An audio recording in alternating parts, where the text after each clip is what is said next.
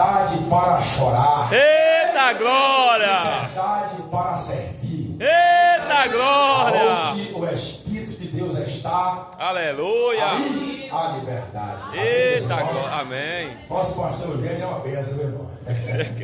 Eu não esqueço que quando eu cheguei ali, na condição do filho pródigo, cheio de carrapato, e ele foi, né, a gente não esquece, a primeira pessoa, né, que pegou pelo braço e ensinou o caminho do Senhor, né? Então a gente não esquece, né, irmãos? Glória a Deus. Vamos ler a palavra do Senhor no livro do profeta Ezequiel, capítulo 37.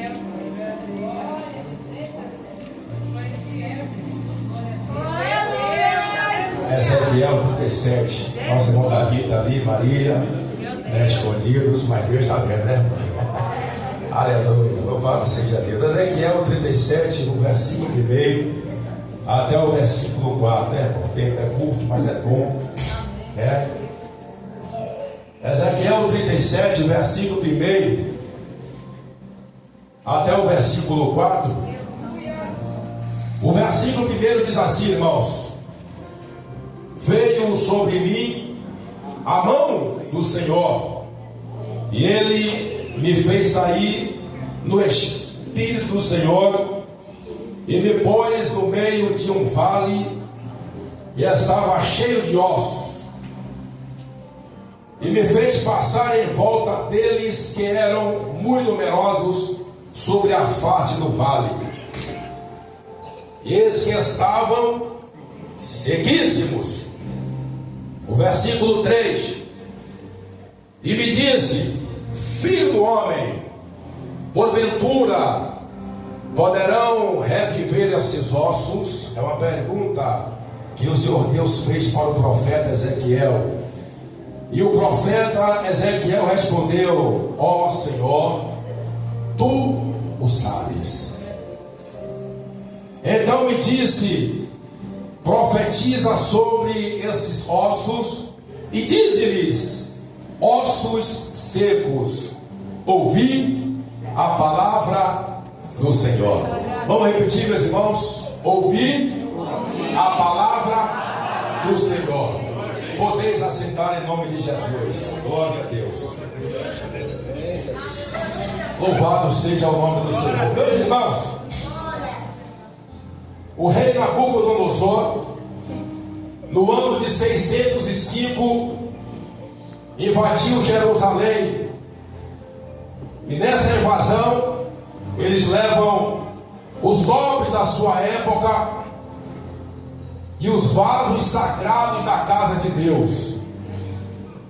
E nesta primeira leva foi 4 personagens conhecidos por nós: Daniel, Azarias, Misael e Ananias. E esses 4 ficaram trabalhando no palácio do rei da Babilônia. No ano de 597, passaram-se 8 anos, a segunda invasão do rei da Babilônia. Ele invade mais uma vez a cidade, e desta vez ele leva consigo a casta sacerdotal, os artesãos, e convoca o outro rei, nomeia outro rei para ficar em Jerusalém. Em 587, 10 anos se passaram, e pela terceira e última vez, Nabucodonosor mais uma vez invade a cidade, e desta vez ele destrói o templo é totalmente destruído, destrói o palácio real, leva consigo uma grande parte de judeus e deixa somente, segundo a Bíblia, os pobres na cidade. Aleluia! E na segunda leva, meu irmão, quando o profeta Ezequiel ele foi levado. Então, meus amados irmãos, quando os filhos de Israel, que já estavam lá com quase 18 anos cativos, e quando eles veem que o templo foi destruído, quando eles veem que falando tudo havia acabado, o Salmo 137 diz que a palavra do Senhor fala que eles, nas margens dos rios, eles abandonaram as suas harpas e começaram a chorar diante do rio. E os caldeus diziam para eles: choram, cantam para o Senhor vosso Deus. E eles diziam: como é que nós vamos cantar se o nosso templo foi destruído? Então, meu irmão, foi nesse cenário de destruição, nesse cenário de perca humanamente falando total, que Deus chama o profeta Ezequiel. O capítulo 2 do livro de Ezequiel, a Bíblia diz que Ezequiel estava às margens do rio Quebar. Ele ficou cativo na cidade de Tel Abib e estava lá às margens do rio Quebar. E o capítulo 2 diz que quando Ezequiel olha para o céu, ele vê um vento tempestuoso. E depois desse vento ele vê uma nuvem ardendo em fogo. E depois dessa nuvem ele tem a terceira visão. Ele vê 4 animais com 4 rostos diferentes. O primeiro tinha o rosto de leão, simboliza a inteligência do homem, de Deus, perdão. Aleluia. O segundo, a cara de um boi, simbolizando perseverança. O terceiro, a cara de um leão, simbolizando realeza. E a quarta visão, o quarto rosto era uma águia, simbolizando rapidez e agilidade. Aleluia, Jesus. E quando ele tem aquela visão, irmão, saiu uma voz de dentro da nuvem e disse: filho do homem, levanta-te e põe de pé, e eu falarei contigo.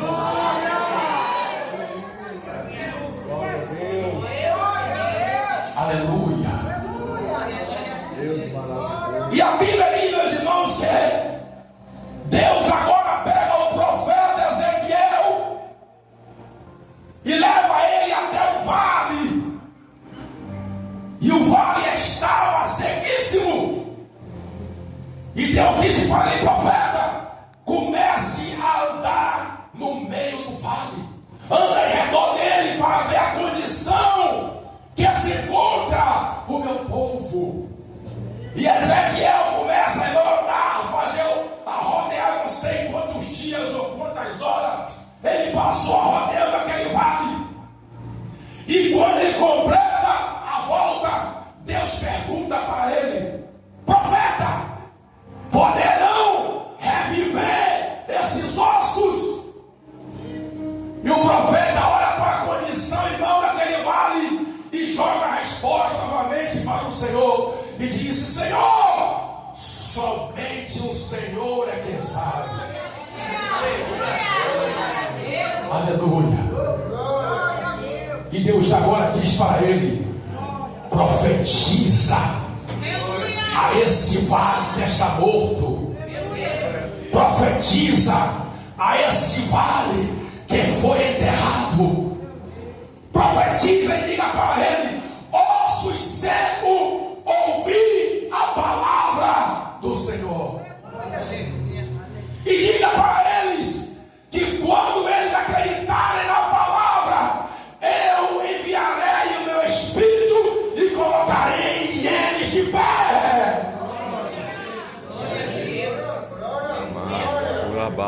E ele disse: e eu profetizei conforme a palavra do Senhor. E ele disse: osso seco, ouvi a palavra do Senhor. E quando ele começou, irmão, a profetizar no meio do vale, a Bíblia diz que veio um ruído, depois um reboliço, e os ossos começaram a se juntar. É Deus juntando, aleluia, aquilo que foi destruído, aquilo que foi quebrado, aquilo que foi apagado. E começa a vir braço, perna, aleluia, é antebraço juntando, e aquele barulho de de ossos no meio do vale. Pá, pá, pá, pá, pá, pá, pá. Eita, aleluia. E depois que os ossos se juntaram um ao outro, aí ele agora começa a vir nervo. Depois veio pele, depois veio a carne. Eita, Jesus, meu Deus. Mas o profeta falou assim: Eita, mas eu não estou vendo nele o Espírito. ora, bacarabá, surabaia. Eu não estou vendo nele o Espírito. Eita, calamar, cantará. Tudo bonito, irmão. Ele cabá. Tudo bonito. Eita, Mas Jesus. faltava o Espírito. Abaia, supre, Tudo comandante. orquestrado, organizado e bonito. Ei, Mas cara. faltava o Espírito.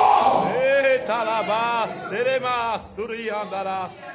Aí Deus fala para ele: profeta, profetiza Eita, aos quatro ventos da terra e diz para o Espírito vir sobre ele. Fala, solta, profetiza sobre os quatro ventos. E ele agora olha para o céu e diz: vento do Espírito, vem dos quatro cantos desta terra, norte, sul, leste, oeste, e assopra sobre estes mortos para que eles vivam. Aleluia! E de repente, irmão, veio o ruache de Deus e entrou naquele corpo, e eles entraram neles, e eles se levantaram e ficaram de pé. Somente quem pode me levantar, irmão, se Deus me livre eu cair, é Deus na pessoa do seu Espírito. Eu posso fazer o que for, mas quem vai me levantar, se Deus o livre eu cair, é o Espírito Santo do Senhor. Aleluia! Eita, Jesus, meu Meus Deus. irmãos, Aleluia. vamos agora usar aqui algumas metáforas. São pessoas que já perderam a esperança. São pessoas que não acreditam mais na palavra de Deus. São pessoas que não acreditam mais em profecias. São pessoas que olham para um lado, olham para o outro e não vê mais a saída. Aleluia! E as armas que foram largadas nos salgueiros, aleluia, simboliza aquele que não ora mais, aquele que não medita mais na palavra de Deus, aquele que não jejua mais, aquele que não tem mais vontade de estar na casa de Deus. Mas o interessante, irmão, o importante é que quando o crente ele chegando a esse ponto, aí Deus levanta homens e levanta mulheres para dizer: ainda há esperança para o seu problema. Aleluia. Às vezes nós olhamos, irmão, para os dias atuais, olhamos para fora e vemos praticamente tudo acabado, o estado descontrolado, não tem mais condição, aleluia, as ruas, ninguém mais anda na rua à vontade, todo mundo assustado com o que está acontecendo, mas ainda há esperança, irmão, ainda há esperança, se você colocar na posição de Deus e começar a orar, Deus vai levantar homens e mulheres cheios do Espírito e vai profetizar para os vales de osso seco. Aleluia. E eu quero dizer para você esta noite, irmão, eu não sei a condição que você se encontra, eu não sei o que você sente na alma, eu não sei o que você perdeu, eu não sei se você não tem mais fé, mas uma coisa é certa, aleluia, Deus ele não muda, ele continua profetizando no meio do vale.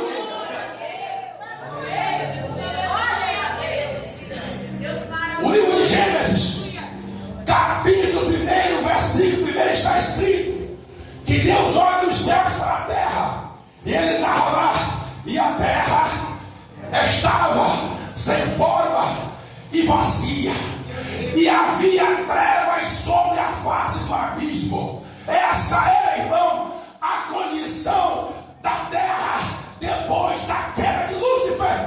Aleluia. Mas aí Deus entra em cena, irmão, e Deus começa a profetizar: haja luz. E houve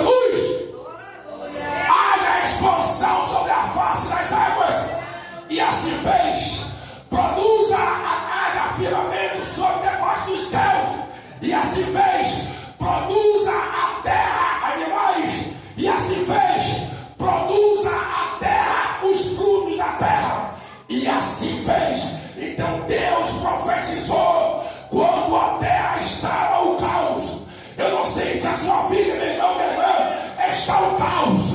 Eu não sei como está a sua condição, mas Deus trouxe você aqui nesta noite para dizer para você: ainda há esperança, ainda há esperança, ainda há esperança, ainda há esperança, ainda há esperança. Está doente? Ainda há esperança. Foi no médico, ele passou no relatório, ainda há esperança. Mas não tem mais jeito, ainda há esperança para a casa de Israel. Meus irmãos, que Deus abençoe. Temos a graça para ser ministrada.